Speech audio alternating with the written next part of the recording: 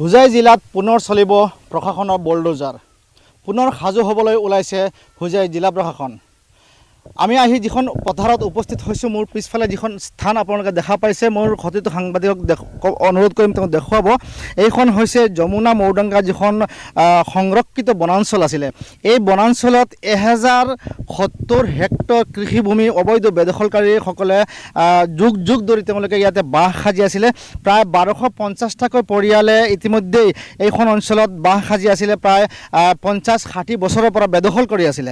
এই বেদখলকৃত ভূমিখিনি ইতিমধ্যেই এইটো চলিত বছৰৰ দ্বিতীয়টো দিনতে, অৰ্থাৎ 2 জানুৱাৰী তাৰিখে এইখিনি প্ৰায় ইয়াৰ পৰা 1098টা পৰিয়ালক ইতিমধ্যে বেদখলমুক্ত কৰা হৈছে আৰু প্ৰশাসনৰ বলডোজাৰে এই গড়সমূহ ভাঙি ইয়াতে উচ্ছেদ কাৰ্য চলাইছে।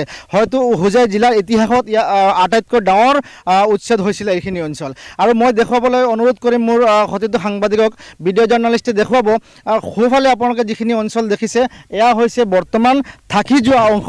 এই লোকসকলে তেওঁলোকে মহামান্য উচ্চতম ন্যায়ালয়ত তেওঁলোকে আবেদন দাখিল কৰিছিল যে তেওঁলোকক ইয়াতে থাকিবলৈ দিয়া হ'ব লাগে। তেওঁলোকৰ হাততে কিছুমান কাগজ পাতি থকা বুলি তেওঁলোকে দাবী কৰিছিল আৰু এই দাবী কৰা অনুসাৰে তেওঁলোকে মহামান্য উচ্চতম ন্যায়ালয়ত আবেদন কৰে। আৰু মহামান্য উচ্চতম ন্যায়ালয়ে ফেব্ৰুৱাৰী মাহতে তেওঁলোকক এইখন স্থান খালী কৰিবৰ কাৰণে এমাহৰ সময়সীমা বান্ধি দি তেওঁলোকক এইখন স্থান খালী কৰিবলৈ নিৰ্দেশ জাৰি কৰে।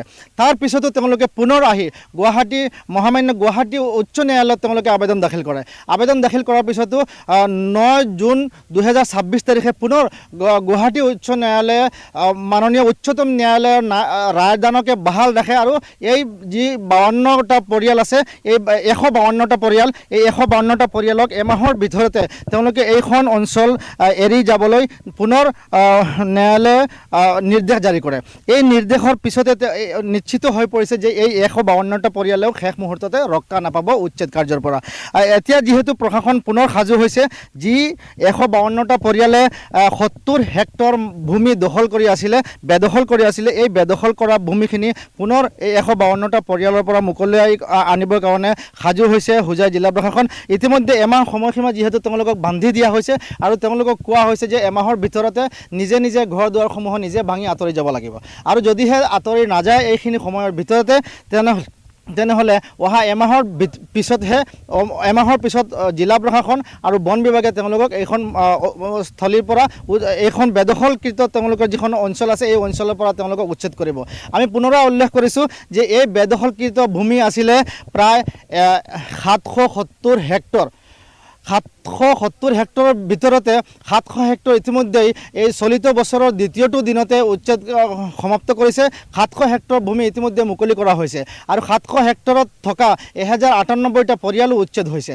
আৰু যি 70 হেক্টৰ বাকী আছে, এই 70 হেক্টৰত 152টা পৰিয়াল বাকী আছিলে। তেওঁলোকে হাইকোৰ্ট আৰু সুপ্ৰিম কোৰ্ট কৰিছিলে, গতিকে তেওঁলোকে অৱশেষত হাইকোৰ্ট আৰু মহামান্য সুপ্ৰিম কোৰ্টত তেওঁলোকৰ পক্ষত ৰায়টো নাহিল, তেওঁলোকৰ বিপক্ষে গ'ল আৰু মহামান্য উচ্চতম ন্যায়ালয় আৰু গুৱাহাটী উচ্চ ন্যায়ালয়ে তেওঁলোকক এইখন স্থান খালী কৰিবৰ কাৰণে নিৰ্দেশ জাৰি কৰিছে।